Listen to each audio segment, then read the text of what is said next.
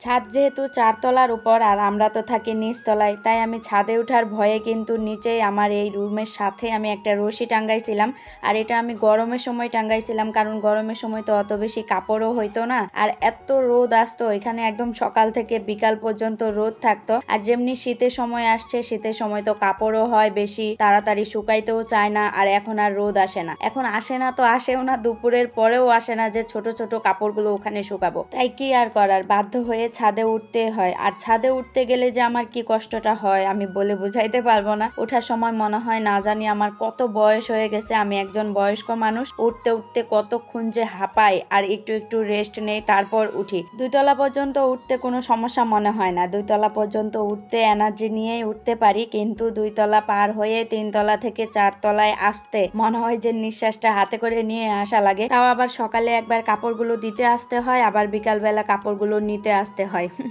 যাই হোক, ছাদে উঠেই তো দেখতে পারলাম কি সুন্দর, এখনো রোদ যায়নি। আর এই যে এখানে আপারা রান্না করতেছিল, 3 তলার এক আপার নাকি রান্না বসিয়ে দিছে, আর অমনি গ্যাস শেষ হয়ে গেছে, তাই এই তো এখানে রান্না করতেছিল মুরগির মাংস। আর এমনিতেও কিন্তু আমরা সকালবেলা মাটির চুলাই রান্না করি, যেহেতু আপারা, একজন আপা 2-3 দিন বিয়ে খাইলো, আর একজন আপা হচ্ছে মেয়ের বাসায় বেড়াতে গেছিল। আর বাড়িওয়ালা আপারা তো নাই, উনারা গেছে উনাদের বাপের বাড়ি, তাই এই কয়েকদিন কিন্তু ছাদের উপর কেউ রান্না করেনি। কেউ আর কে করবে, আমি তো এমনিতেই ছাদে উঠতে অলস, ছাদে আমার উঠারই ইচ্ছা করে না, তাও আবার এত কিছু রান্নার সব সামগ্রী নিয়ে উঠতে খুবই ভেজাল মনে হয়, তাই আমি রান্নাও করিনি। আর সবচেয়ে বড় বিষয় হইলো আমি তো চুলাটা জ্বালাইতেই পারতাম না যে রান্না করব। আচ্ছা, এখন আমি সব কাপড়গুলো তুলে নেব, তাই এই যে প্রথমে কাপড়গুলো থেকে ক্লিপগুলো খুলে নিয়েছিলাম, যেহেতু 4 তলার উপরে ছাদ, বাতাসে যদি কোনো কাপড় পরে যায় তাহলে একদম নিচে পড়ে যায়, আর নিচ থেকে চারিপাশে যে নোংরা ওখান থেকে তুলে আনতেও আর মন চায় না। তাই কিন্তু আমি ছোট বড় সব কাপড়গুলোতেই ক্লিপ দিয়ে রাখি। আর প্রতিদিনই তো রোদের সাথে অনেক বাতাসও থাকে, তাই ক্লিপ দিয়েই রাখতে হয়। এই যে আমি যখন ক্লিপগুলো খুলতেছিলাম, কাপড়গুলো তুলতেছিলাম, এই ছোট বাবুটা আমাকে বলতেছিল ক্লিপগুলো আমাকে দাও, দৌড়ে গিয়ে ওই পাশ থেকে আবার ক্লিপের বয়মটাও নিয়ে আসলো, এসে আমাকে বলতেছে দাও, আমি সব ক্লিপগুলো বয়মে ভরে দিচ্ছি। কত কিউট বাবুটা, তাই না? একা একাই কাজ করতে চায়, বলতেও হয় না।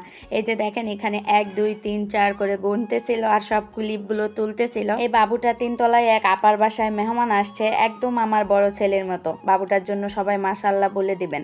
আচ্ছা, এখন আমি সব কাপড়গুলো তুলতেছিলাম, আসলে কাপড়গুলো এত সুন্দরভাবে শুকাইছে, আমার তো দেখে মনটা খুশি হয়ে গেছে। যেহেতু মেশিন থেকে কাপড়গুলো অর্ধেকেরও বেশি পরিমাণ শুকিয়ে বের হয়, তাই কিন্তু আমার অনেক সুবিধাই হয়েছে। বিশেষ করে ছোট বাবুর কাঁথা, কম্বল, সোয়েটার, পায়জামা এগুলো তো শুকাইতো না, আর যেহেতু শুকিয়ে বের হয় তাই তাড়াতাড়ি শুকিয়ে যায়। যেমন দেখেন, আমি 12টা বাজে কাপড়গুলো দিয়ে গেছিলাম, আর এখন বাজে 4:30, এতক্ষণে কিন্তু একদম মুচমুচে হয়ে শুকায় গেছে। আর আমি প্রতিদিন চেষ্টা করি রোদ থাকাকালীনই কাপড়গুলো তুলে নিয়ে যাওয়ার, না হলে বিকালের পরে একদম কুয়াশা নামতে শুরু করে, আবার কাপড়গুলো শীতল হয়ে যায়। যাই হোক, আমার এই ভিডিওটা এ পর্যন্তই। যদি ভিডিওটা ভালো লাগে তাহলে অবশ্যই একটা করে লাইক, কমেন্ট, শেয়ার করে দিবেন। আজকের মতো বিদায় নিচ্ছি। আসসালামু আলাইকুম, আল্লাহ হাফেজ।